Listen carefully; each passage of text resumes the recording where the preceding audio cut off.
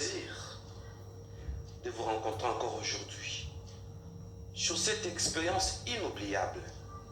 Chaque fois, quand j'en parle, j'ai toujours la chair des poules et les cheveux de ma tête se dressent.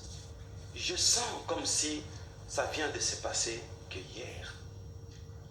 Je suis le berger Moïse Lushiku Malou, visionnaire de Messianic International Church. Quand j'ai vécu toutes ces expériences, l'ordre m'a été donné d'être le porte-parole des anges et aussi faire vivre au monde entier toutes ces expériences d'une manière fidèle. Je suis un témoin fidèle parce que je n'ajoute rien et je ne retranche rien. Et je voudrais souligner quelque chose. Beaucoup de gens me posent des questions sur les témoignages des autres. Je leur ai toujours dit fidèlement, ce que l'on ne m'a pas fait voir, je ne peux pas le dire. J'ai dit ce que moi j'ai vécu. Cette histoire du témoignage continue. Aujourd'hui, voilà une nouvelle partie où nous allons faire voir ce que l'on m'a fait vivre à propos des ennemis de notre vie. Nous étions au-dessus de ce lac de feu appelé l'enfer. Et il y avait un étouffement. Là où nous étions avec l'ange. Et l'ange m'a dit, viens, nous allons te faire voir ce que font les ennemis de la vie pour que la majorité vienne ici. C'est ça notre témoignage d'aujourd'hui. Je ne suis pas seul, je suis avec le frère Endel Amissi. Après cette partie, nous allons nous entretenir avec lui, rien que pour vous. Prions le Seigneur. Oh Dieu, ce temps est précieux.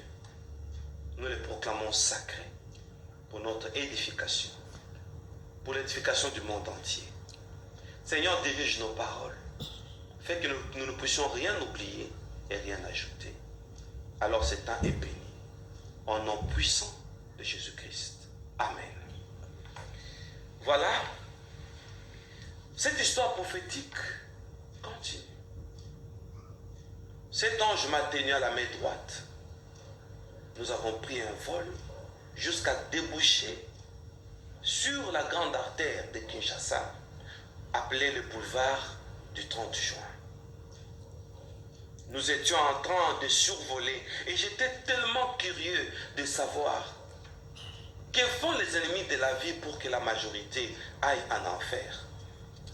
Et qui sont les ennemis de la vie? Là, j'ai vu des esprits mauvais.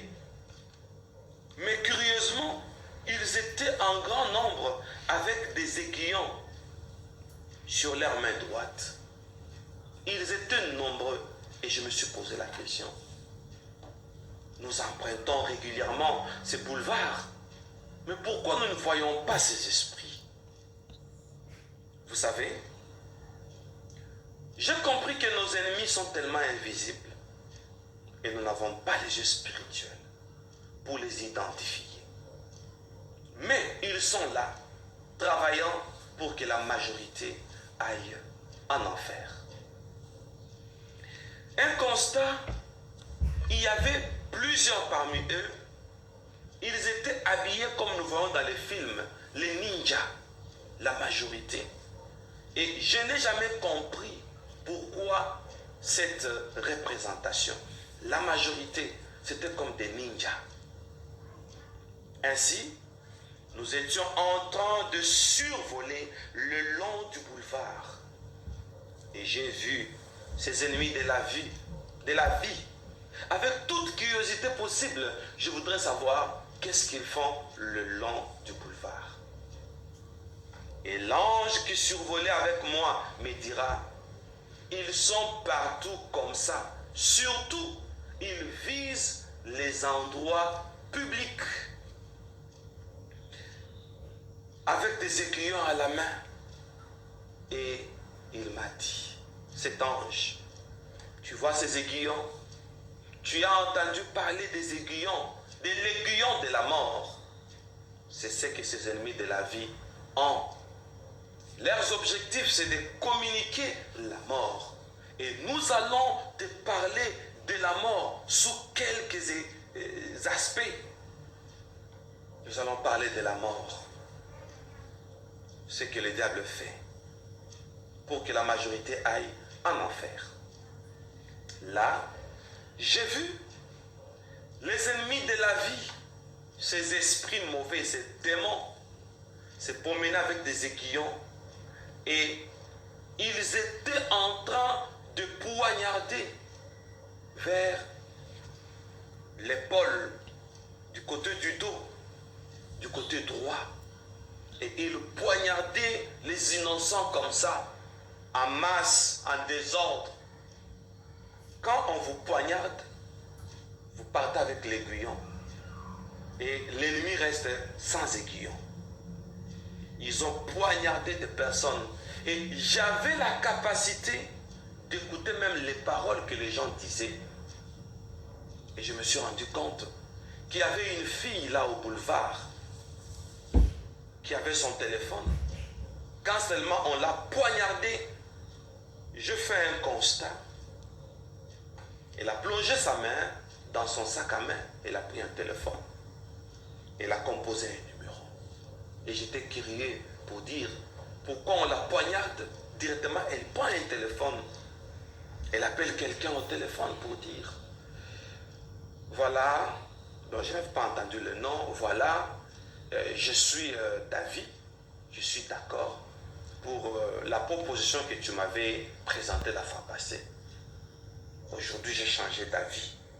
Directement, j'ai compris, les ennemis de la vie font que, une fois poignardés, que les humains changent d'avis.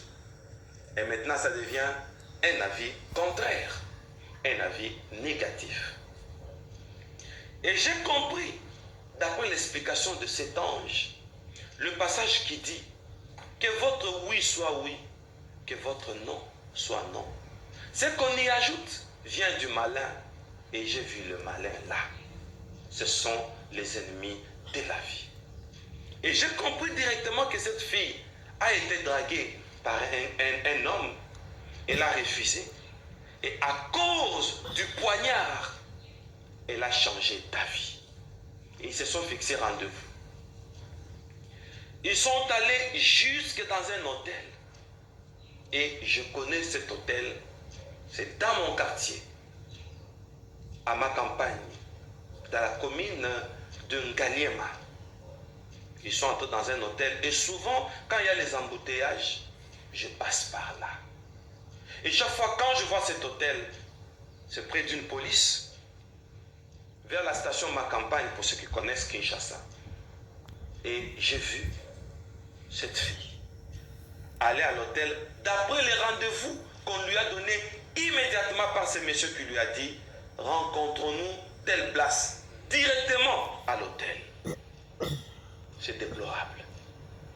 Et avant de continuer, voir les choses qui se passaient sur le boulevard, cet ange me dit, aujourd'hui, cette jeune fille aura le sida, le VIH, à cause d'un aiguillon.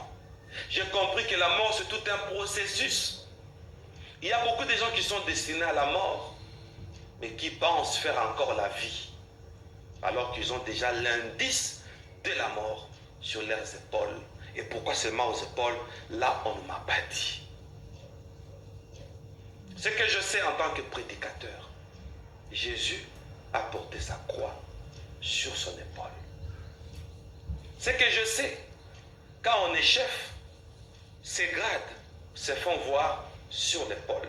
Qu'est-ce que Satan veut aussi faire pour poignarder que sur l'épaule? Je vous parlerai de deuil. Continuons. Cher bien-aimé, cette jeune dame est partie avec l'aiguillon sur son épaule.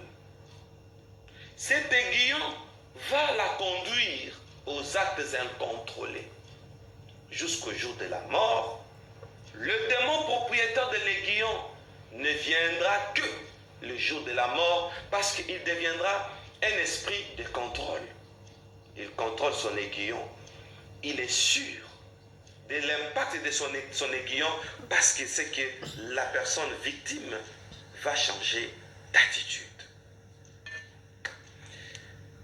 Nous sommes rentrés sur le boulevard. J'ai vu comment on poignardait les motards, le conducteur, le piéton. Une fois poignardé, je voyais comment le motard, animé par un esprit, et il devenait du coup impulsif, comme des personnes fâchées, un sang chaud à l'instant, et ils augmentaient, doublaient, triplaient même de vitesse. Et cet ange m'a dit, c'est ce que font les ennemis de la vie. Pour qu'ils fassent des accidents et qu'ils meurent. Et on m'a expliqué. L'objectif du diable, c'est que les gens meurent avant le temps. Les gens meurent dans un état de péché. C'est ça les personnes que ces esprits mauvais visaient. C'est quoi mourir avant le temps? Mourir avant le temps, c'est mourir sans pour autant connaître le Seigneur Jésus-Christ comme Seigneur et Sauveur personnel. J'étais tellement bouleversé parce que moi je pensais que le diable n'attaque que le chrétien. Et je me suis rendu compte que Satan attaque et les chrétiens et surtout les païens. Quand quelqu'un est païen, l'objectif du diable est que cette personne meurt avant d'avoir connu Jésus. J'ai appris ça ce jour-là. Quand quelqu'un n'est pas en Jésus, il est sans protection. Il pense travailler avec Satan, alors que Satan veut que ces derniers meurent avant d'aller à l'église, meurent avant de recevoir Jésus-Christ comme Seigneur et Sauveur personnel, meurent avant de servir Jésus. Alors, monde entier, il est temps de prendre des dispositions tant que nous avons eu l'occasion d'écouter ces témoignages et nous occuper de Jésus et servir Jésus. Et là, nous avons une autre protection, la protection divine, quand on est en Jésus. C'est vraiment une grâce et une opportunité pour nous d'avoir connu Jésus et de servir ce Dieu grand et redoutable. Qu'est-ce qui se passe dans les deuils? Les ennemis de la vie sont là. Il y a deux choses qui se passent dans les deuils et dans les morgues. Que font les ennemis de la vie dans les morgues et dans les deuils? Quand quelqu'un a l'aiguillon, il est poussé aux actes incontrôlés. La violence, la débauche, etc. C'est comme quelqu'un qui a perdu connaissance. Comme les gens qui disent, je ne sais pas qu'est-ce qui m'a pris. Et là, je me dis, quand les gens disent ça, ils ne savent pas qu'ils étaient poignardés. Quelque chose le pousse à faire ça. Et dans les deuils, quand quelqu'un meurt, le propriétaire de l'aiguillon attend les jours de l'inhumation.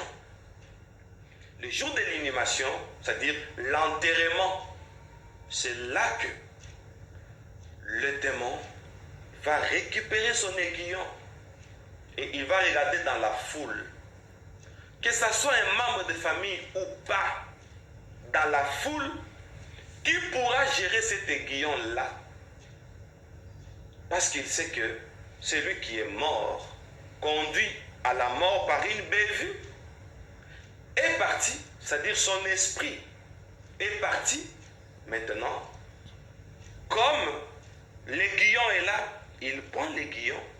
Pour lui, la mission est terminée, une mission accomplie. Et il va poignarder n'importe qui. Je vais ouvrir une parenthèse. Je ne l'ai jamais dit. Sur mon avenue, où je suis présentement, sur mon avenue, un jour il y avait un deuil.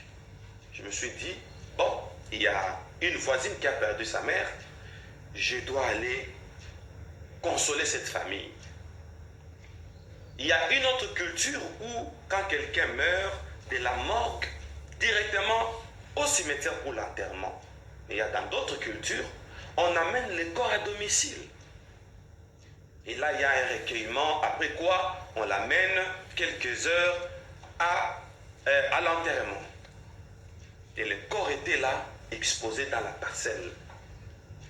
Je suis arrivé, comme tout le monde, je suis venu, j'ai fait le contour du cercueil, j'ai regardé, j'ai compati, et je suis allé m'asseoir. Alors que l'ennemi de la vie qui avait amené cette femme à la mort a retiré l'aiguillon, je ne savais pas. Je suis rentré à la maison un peu tard. Je suis arrivé à la maison. Je suis monté sur mon lit. Je me suis endormi. J'entends après quelques temps une voix. Moïse, réveille-toi. Notre Dieu, c'est un Dieu de grâce. Comme il est écrit, le malheur atteint souvent les justes, mais l'Éternel l'en délivre toujours. Cher bien-aimé, une histoire horrible, incroyable mais vraie. On me réveille. Les ennemis sont là. Nous te donnons le pouvoir de t'envoler. Je me rends compte que la dame que je vis dans le cercueil est venue me chercher à la maison, accompagnée de ses chefs. Donc il y avait des démons qui étaient là et ils ont amené la représentation de cette femme avec l'aiguillon pour me poignarder et insérer à moi, incorporer à moi l'esprit de cette femme, afin que ce qui l'a conduit à la mort me conduise aussi à la mort. C'est comme ça que les ennemis de la vie travaillent. Du coup, j'ai senti une puissance me saisir, ça m'a transporté et j'ai commencé à voler. Un constat que je fais, j'ai vu que cette femme qui était venue vers moi, accompagnée des démons, était habillée en rouge. Rouge, rouge. Et quand ils ont atterri dans ma chambre, on a donné l'ordre à cette dame, je ne sais pas par quel mécanisme, pendant que son corps était là dans le cercueil. Et là, elle marchait, elle s'est déplacée, elle entendait.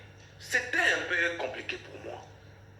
On lui a donné l'ordre de se déshabiller. Elle s'est déshabillée, elle a pris sa tenue rouge, elle l'a déposée dans ma chambre. Et après quoi? Et on voulait maintenant l'insérer à moi. J'ai compris qu'il y a beaucoup de gens qui sont animés des esprits humains. Ils font certaines choses, mais ils sont commandés de près par un esprit humain. Et ça se passe régulièrement aussi dans des familles. C'est quand vous allez voir quelqu'un qui naît, n'est-ce pas, qui ressemble à un oncle ou une tante. Je connais dans une famille quelqu'un qui est né, mais avec une cicatrice. Comment un bébé peut naître avec une cicatrice? Et quand on regarde son homonyme dans la famille, il a, bon, l'homonyme avait, c'est quelqu'un qui était déjà mort, son homonyme avait la même cicatrice au cou. Un bébé qui naît avec une cicatrice, une plaie qui avait déjà séché au cou, au même endroit que son homonyme. Il y a beaucoup de gens, l'objectif du diable est que beaucoup de gens naissent avec les esprits ou des représentations de certains défunts pour que la mission satanique continue. Et à mon tour, ils ont raté la mission. Pourquoi? Parce qu'une fois m'a réveillé, directement j'ai sursauté, je vis la scène comment la dame s'est déshabillée et elle m'a laissé dans la chambre une tenue rouge. Et j'ai commencé à voler. Cette dame et l'équipe qui l'accompagnait me poursuivaient, mais moi je volais à pic, je perçais les nuages, j'étais plus rapide qu'eux. Ils sont rentrés, ils sont restés jusqu'à ce qu'ils sont rentrés au deuil pour poignarder un autre candidat parce que moi on m'a raté. Ils ont récupéré leurs vêtements et avec leurs poignards, leurs aiguillons, ils sont rentrés au lieu de deuil. Bien aimé dans le Seigneur, après ça, je sursautais, j'étais sur mon lit. La première pensée qui m'est arrivée, j'ai compris pourquoi Jésus a dit, laissez les morts enterrer leurs morts. C'est-à-dire, et tous sont-ils morts? Non. Jésus voulait dire, comme les Écritures déclarent, vous mourrez dans vos péchés. Celui qui vit dans un état de péché, il est mort quoique vivant. Laissez les morts enterrer leurs morts, c'est-à-dire laissez le funérail de pécheur aux pécheurs. C'est ce que voulait dire Jésus. La plupart des funérailles de païens, il ne faut pas aller. Mais ça dépend des liens qui vous relient avec les familles éprouvées. Qu'est-ce qu'il faut faire? Déjà au préalable à la maison, il faut bien se préparer. Mais aujourd'hui, les cultures ont changé. Quand il y a deuil, les gens entrent dans des salons de coiffure, surtout des femmes. Ils se maquillent, ils s'ajoutent des cils, ils portent de nouveaux habits et c'est l'ambiance sur ambiance et retrouvailles sur retrouvailles. Et beaucoup de gens s'aiment dans les deuils. Et quand on enterre, les gens vont dans des terrasses, ils vont boire, ils vont s'enivrer à l'occasion de deuil, ignorant que les ennemis de la vie sont là, cherchant des candidats. Pourquoi seulement au deuil? Après ça, on me fait voir que les ennemis de la vie, qu'est-ce qu'ils font? Ils prennent les esprits de ceux qui meurent. Et là, on m'a amené dans des morgues. C'était horrible. Nous sommes entrés dans une morgue et j'ai vu des tiroirs où on avait placé les morts. Mais curieusement, à côté de chaque tiroir, il y avait l'esprit là. Rappelez-vous, quand nous étions jeunes, nous prenions des pailles que nous mettions dans l'eau savonneuse et on remuait un peu. Et quand on soufflait, ça faisait des bulles. Et j'ai vu de bulles comme ça, mais avec des formes humaines. Chacun à côté de son tiroir. Et on me fait voir ceux qui sont morts dans un état de péché. Ils attendent l'enterrement et leurs esprits qui leur ont poussé à la mort. À cause du poignard, ils sont là. Et maintenant, que font les médecins? Je vois, il y avait plusieurs médecins qui venaient, qui entraient dans des morgues. Après incantation, ils prenaient des bulles des esprits là. Et ils incorporaient ça en eux, à volonté. Et ils prenaient comme ça pour qu'ils soient animés 4 fois, 5 fois des esprits humains pour qu'ils deviennent plus intelligents. Et c'était leurs incantations. Bien aimé, après ça, j'ai vu les ennemis de la vie prendre des bulles là et placer dans d'autres personnes. Qu'est-ce qu'ils font? Mon Dieu. Je me suis exclamé parce que ce sont des choses que nous vivons. Et la loi de la confusion est dans nos familles. Le diable est le père du mensonge. Quelqu'un qui meurt, mais qui n'est pas mort en Jésus, on prend sa représentation en forme de bulle. C'est comme l'ombre. Et on place dans un inconnu comme un prophète.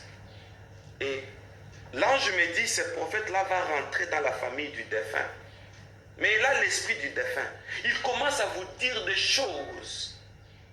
Il commence à vous dire que voilà, je suis un devin, je suis un spirit, j'entre souvent en contact avec votre frère. Il commence à raconter des histoires, juste pour diviser la famille, juste pour placer la confusion dans la famille. Après cela, cet ange m'a transporté. Nous avons pris un vol rapide et nous nous sommes retrouvés en Égypte. Là, en Égypte, nous avons atterri sur le sol égyptien, à côté d'une pyramide. Et nous sommes entrés dans une pyramide, nous n'avions pas besoin de porte. Nous sommes entrés et nous sommes retrouvés à l'intérieur. Il me dit, aujourd'hui, tu vas voir encore une autre organisation des ennemis de la vie pour que la majorité aille à l'enfer, d'où nous venons, là où tu as contemplé. Et regarde encore l'autre astuce. Et là, j'ai vu plusieurs corps de certains, des différents pharaons égyptiens. Et il me dit, tu vois ce que les Égyptiens ont fait? ils ont séché le corps de leur pharaon. C'est une magie qu'on appelle la nécromancie. La nécromancie, c'est un travail satanique avec les morts. Le fait de sécher leur pharaon, depuis lors, ils savaient quelque chose. Cette incantation avait comme objectif de défier la parole de Dieu qui dit « Tu es poussière et tu retourneras à la poussière ». Maintenant, ils ont tout fait pour momifier le pharaon pour qu'il ne devienne pas poussière. Et là, je me suis rappelé, j'avais appris une fois qu'il y a un gourou d'une secte indienne. Il est mort, depuis qu'il est mort, son corps est devenu élastique. Et on a commencé à le vénérer, ne sachant pas que c'est une incantation. Tu es corps et tu retourneras à la poussière. Tu es poussière et tu redeviendras poussière. C'est une loi que Dieu a établie. Maintenant, les spirites, le magicien égyptien ont voulu contourner cette loi pour dire que Pharaon ne retournera pas à la poussière. Alors, comme il ne va pas retourner à la poussière, c'est que nous pouvons avoir son esprit.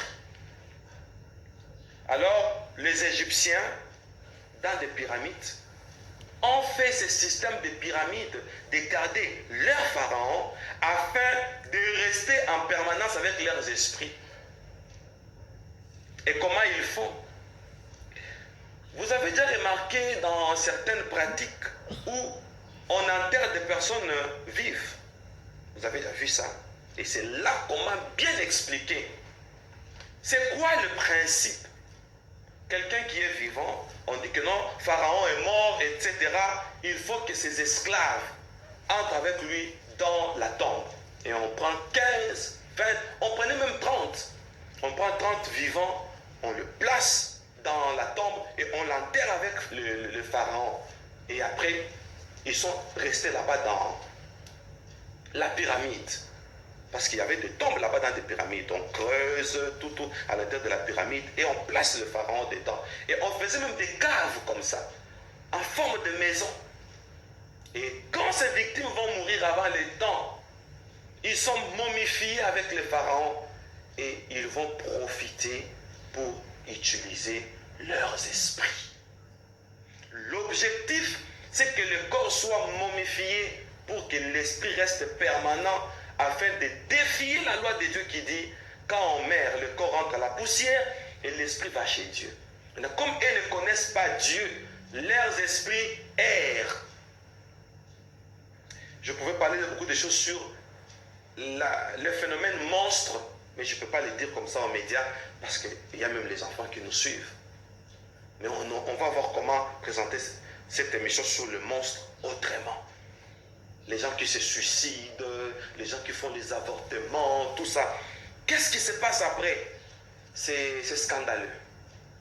C'est ce que j'ai découvert là, dans la pyramide. Maintenant, les ennemis de la vie ont fait un contrat, c'est-à-dire l'Égypte avec l'Amérique. Ils se sont entendus maintenant avec une monnaie, la monnaie américaine. Et vous allez voir, sur le dollar américain, on a placé une pyramide égyptienne. À la base de cette pyramide, il y a les chiffres romains. Donc, c'est une magie qu'on appelle la trimoustie. C'est un triangle satanique. L'Égypte, les Amériques et la Rome. Et là, il faudra un tableau où carrément, nous allons entrer dans une autre émission où je vous parlerai de la réalité entre l'Amérique et la ville de Rome. Et là, on va utiliser même un écran où, quand je parle, ça s'affiche. Je pense que c'est ce qu'on pourra faire. Le frère Endel Amissi et nos techniciens vont organiser ça afin que nous puissions parler encore en profondeur et éclairer le monde entier.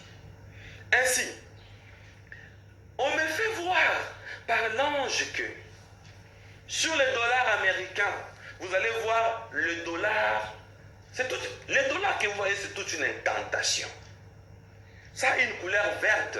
Et il me dit, le vert, c'est les couleurs de la séduction. Et vous allez voir, sur les dollars, l'un des billets, il y a une pyramide égyptienne. Parce que l'étymologie de dollar, cette étymologie veut dire vallée. Dollar, ça veut dire vallée. Directement, je me suis rappelé, quand nous étions en train de survoler sur l'enfer, j'ai vu une vallée. L'eau qui descendait et qui coulait, qui descendait de part et d'autre, de deux rives. Et là, je me dis, ce n'est pas l'eau, regarde bien. Et quand nous avons regardé, c'était du fer fondu. L'enfer est une vallée. Et maintenant, les ennemis de la vie, par une incantation appelée nécromancie, la magie de mort, ils utilisent les esprits de Pharaon. Et maintenant, la présence de cette pyramide sur le dollar américain, une pyramide égyptienne, c'était un contrat. Parce qu'à l'époque, l'Égypte était la grande puissance, comme les États-Unis aujourd'hui. Ainsi, les Américains sont allés acheter cette licence satanique auprès des Égyptiens pour devenir mystiquement la grande puissance. C'est ainsi que sur le billet des dollars, la couleur verte qui symbolise la séduction, dollar veut dire vallée. Or, l'enfer, c'est dans une vallée. Voilà ce que font les ennemis de la vie. Ainsi, on a placé la pyramide sur le billet de dollars. Pharaon est dedans. Pourquoi? Il y a au sommet de la pyramide un œil, l'œil d'Horus, qui est en train de surveiller partout où cette monnaie arrivera. Malheureusement. Ainsi, avec l'argent, ce n'est pas seulement les dollars, mais d'une manière générale, les ennemis de la vie vont utiliser le pouvoir de l'argent afin que la majorité aille en enfer. Je donne un exemple. Aujourd'hui, si vous êtes dans une grande société où vous avez 20 000 euros par mois, 15 000 euros par mois, même 5 000, même 2 000 euros par mois, on vous dit que voilà, votre patron, c'est un occulte. C'est difficile de quitter cette société. Aujourd'hui, dans nos sociétés, on initie les gens. Pourquoi? Parce qu'ils veulent avoir une promotion. Ça, c'est le pouvoir de l'argent. Aujourd'hui, vous allez voir les chrétiennes épouser des païens. Il suffit seulement que ces païens aient des moyens et ils deviennent l'homme selon leur idéal. Le pouvoir de l'argent. Et l'ange me dira, pourquoi ce projet de contrat entre l'Égypte, entre l'Amérique et l'Égypte? Parce que au temps de Moïse, là on m'explique, nous étions dans une pyramide. Au temps de Moïse, les enfants d'Israël ont traversé la mer Rouge quand ils s'étaient fendus par le bâton de Moïse. Ainsi, quand l'armée de Pharaon voulait aussi traverser, Moïse a brandi son bâton, sa verge, les eaux avec les eaux se sont rassemblées et ça a englouti l'armée de Pharaon et Pharaon est resté sans défense. Et quand il est rentré, et les Égyptiens ont momifié Pharaon afin que son esprit reste là, surtout que son corps n'est pas retourné à la poussière, afin de retenir son esprit. Et cet esprit a été incarné dans l'argent. L'argent est un pouvoir qui fait que les enfants d'Israël qui avaient fui Pharaon, ils ont traversé, ils sont partis au désert pour entrer à la terre promise. Et maintenant, ils vont les retrouver sous des aspects. Le premier aspect, c'est le pouvoir américain. Et le deuxième aspect qui est à la base, attention, quelque chose qui est comme une base, c'est un soubassement. C'est-à-dire la fin de tout, c'est la ville de Rome. C'est pourquoi vous voyez les chiffres romains au bas de la pyramide. C'est un triangle. Il y a beaucoup de choses que je peux expliquer là-bas, mais certaines choses, je m'abstiens d'abord pour notre déontologie. Parce que je ne voudrais pas attaquer les églises, les religions, parce qu'il y a quelque chose qui s'est passé avec la Rome. Attention. Maintenant, j'enseigne brièvement. Remarquez la pierre qui s'était détachée dans la vision de Daniel. la vision du roi interprétée par Daniel, bien sûr, il voit une pierre qui se détache d'une montagne sans le secours d'une main, qui vient, qui frappe le pied de la statue et toute la construction se brise. Or, le pied, c'est le fer. Le royaume en fer. Et quand nous regardons les 4 étapes de la statue, il y a même une émission que j'ai parlé de ça. Un rêve qui explique le mystère. C'est en forme de documentaire. Vous allez voir, il y a 4 empires, Babylone, Mède, Perse, Grèce et Rome. Et Daniel prophétise pour dire que la 4e partie de la statue, c'est le fer, c'est Rome. Et la pierre vient briser le fer. C'est-à-dire Jésus viendra au temps romain. Attention, Jésus viendra au temps romain. Et qu'est-ce que le pouvoir romain est en train de faire aujourd'hui? C'est dans l'argent. Quoi que ce soit l'argent américain. Quoi que ce soit l'argent américain. Mais ce sont des contrats. C'est pourquoi nous devons faire très attention avec l'argent. Moi, ça m'étonne. Ça m'étonne. Quand je vois un pasteur qui va aux États-Unis, il change de doctrine, il devient d'abord arrogant. Je comprends. Je comprends. Je comprends. Et vous comprenez aussi. Nous devons faire très attention, même dans l'évangile. L'argent ne doit pas devenir notre doctrine. Je comprends, ce sont les ennemis de la vie qui sont à la base de tout ça. Bien aimé, quand cela est passé, et l'ange m'a tenu à la main, nous avons pris un vol et je n'ai pas compris. Nous avons pris une autre direction. Nous étions au-dessus de l'enfer. Nous avons pris un vol. Nous nous sommes retrouvés à Kinshasa, en Égypte, dans différentes familles, dans des morgues, dans des deuils. J'ai vu du chambardement là-bas. Et après, il m'a tenu à la main. Nous nous sommes retrouvés à la bifurcation. Mais nous avons pris une autre direction à la bifurcation et on m'a déposé là. Arrivé là à la bifurcation et les anges de la bifurcation m'ont accueilli pour la 2e fois. Bienvenue homme, voici tu as trouvé la grâce d'arriver encore ici. Nous avons une question à te poser. Moïse, comment es-tu né? J'ai regardé vers la gauche et dit waouh, je suis à l'extérieur du séjour des morts. Je suis hors enfer. Oh mon Dieu, quelle grâce. Je regarde cette porte. La réponse qui a fait que j'ai dit que j'entre à gauche, parce que j'ai dit que je suis né de mon père et de ma mère. Mon âge a baissé jusqu'à 12 ans. Et là, je n'avais plus 12 ans. Mon âge est rentré normal. J'ai compris que cette réponse n'était pas bonne. J'ai dit, je suis né de l'esprit par mon baptême. Et l'un d'eux a pris la parole pour dire, parce que tu es né de l'esprit, voici tu deviens semblable à nous. Oh mon Dieu.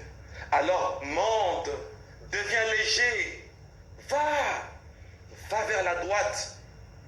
Et avant de continuer, ça me fait du bien. Avant de continuer, je voudrais souligner quelque chose. Quelqu'un m'a appelé pour me dire que, Berger Moïse, toi tu as dit, celui qui était entré à droite dans l'une de tes émissions, c'était un blanc. Mais dans l'une d'autres émissions, comme quand j'étais à Cape Town, dans une conférence, tu as dit que c'était un noir. Oui, le noir là, il s'agissait de moi. Vers la droite, les gens sont entrés 2 fois. Pendant 10 heures du temps, tout le monde allait toujours à gauche. Tout le monde allait à gauche. À la première phase de mon témoignage, je vis un blanc entrer. On lui a dit, va à droite. À la 2e phase, c'était moi. On me dit, parce que tu es devenu comme l'un de nous. Alors, va. Je me rappelle encore. Et quand on m'a dit ça, monte.